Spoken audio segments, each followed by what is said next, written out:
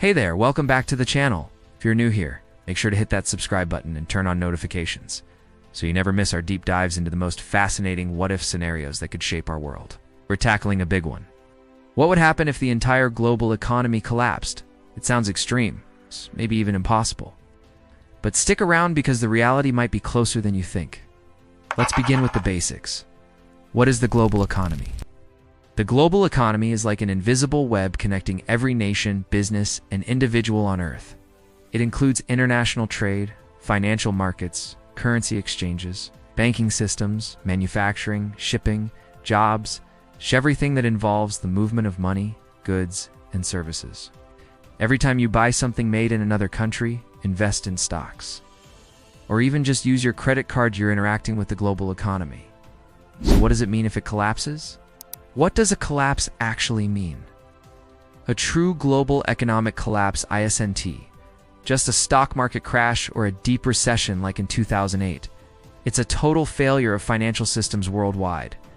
Imagine major banks in every country shutting down, international trade halting overnight, currencies like the dollar, euro, and yen losing all credibility, inflation exploding, mass unemployment, no safety nets, no trust in governments or institutions.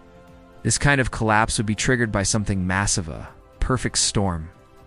It could be a world war, a widespread cyber attack that disables banks and infrastructure, a massive debt crisis, the breakdown of the US dollar as the world's reserve currency, or even a major natural disaster that spirals out of control.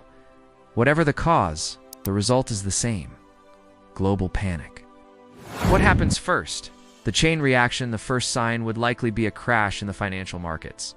Stocks would plunge. Banks would scramble to stay afloat. Investors would rush to pull out their money, but there'd be nowhere safe to put it.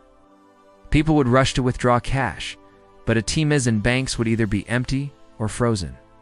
Governments might attempt to reassure citizens or bail out failing institutions, but in a true collapse, those efforts would be too little, too late. International shipping would grind to a halt as companies go bankrupt or can't pay for fuel or cargo. Supermarkets would begin to empty within days, and gas stations would dry up. Pharmacies would struggle to restock essential medicines. Entire supply chain from factory to shelf would break. And all of this would be just the beginning, the human impact. Chaos on the ground. As panic sets in, daily life changes instantly. Millions, perhaps billions, would lose their jobs. With no steady income and currencies losing value rapidly, people would struggle to afford even the basics. Hyperinflation, where prices double or triple in days, could become the new norm. Governments, overwhelmed and underprepared, would impose emergency measures. That might mean price controls, rationing, and even martial law in some areas to prevent looting and maintain order. Protests and riots would erupt in major cities. In more vulnerable countries, civil wars or government collapses could follow. Wealthier nations might close borders. International aid would become scarce. In some places, local communities might pull together to survive. But in others, it would be every person for themselves. How would people survive? When traditional money loses its value, people turn to whatever works. Bartering could make a comeback: food for fuel, tools for medicine, skills for protection.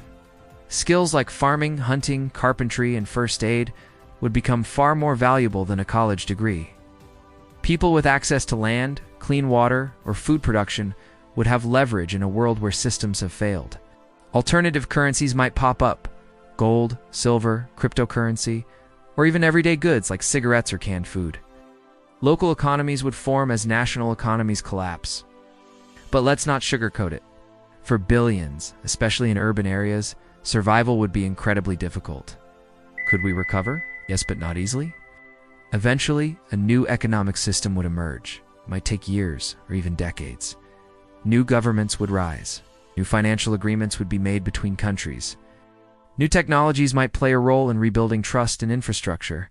But the recovery wouldn't just be about money, it would be about trust. Trust in leaders, trust in systems, trust in each other. And that kind of trust takes a long time to rebuild, especially after a collapse on such a scale. Some regions might bounce back faster.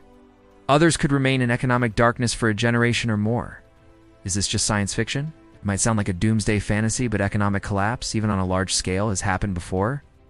Think of the Great Depression in the 1930s, Argentina's collapse in the early 2000s, Venezuela's ongoing crisis, or even the hyperinflation in Zimbabwe.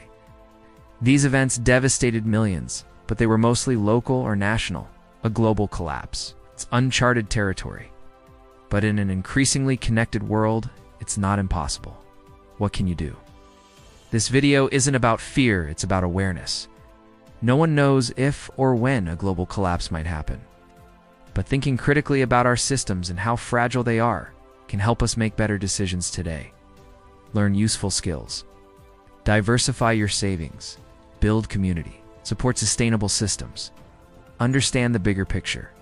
Being prepared isn't paranoia, it's smart. Thanks for watching. If you found this video thought-provoking, give it a thumbs up, and don't forget to subscribe for more insights into the future of our world. Drop a comment below. What would you do if the global economy collapsed? Stay safe, stay smart, and we'll see you in the next one.